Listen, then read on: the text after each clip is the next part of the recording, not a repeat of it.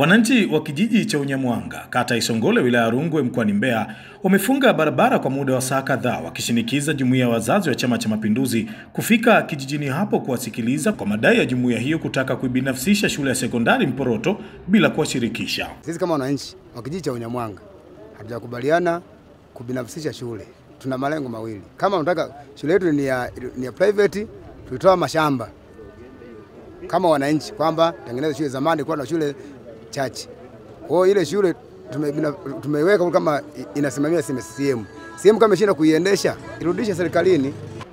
Kwa kweli niliposikia taarifa ya jumuiya ya wazazi kwamba kuichukua hii shule ya Mporoto Secondary School, kwa kweli sikubarikiwa, kwa sababu wao ni wadhamini, lakini waliojenga shule ni wananchi wa kata hii ya Isongole.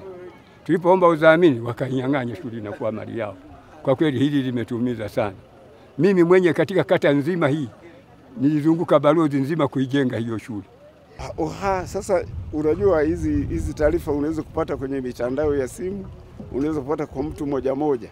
Ndio maana hao wananchi wako hapa wana hofu kwamba kwa nini leo hii kuna kitu kinakuja. Kwa nini hichi kitu kinakuja? Ndio maana hofu yao kwamba hii ni shule ya wazazi. Kama wanaipenda shule ya Mporoto Sekondari, watu waachie kwanza mali aliyopo, alafu pia wanapofanya maamuzi wazazi wanaohusika tushirikishwe. Sio wanakuja kuwaiba walimu tu. Siku nakuwa mwalimu hayupo ameletwa mwingine, kesho mwalimu hayupo analetwa mwingine. Taaluma inashuka, walimu wanafanya kazi kwa wasiwasi. Juu ya shule ya Mporoto Secondary School tunakuwa na wasiwasi na jumuiya, sababu mtu anakuwa na wasiwasi.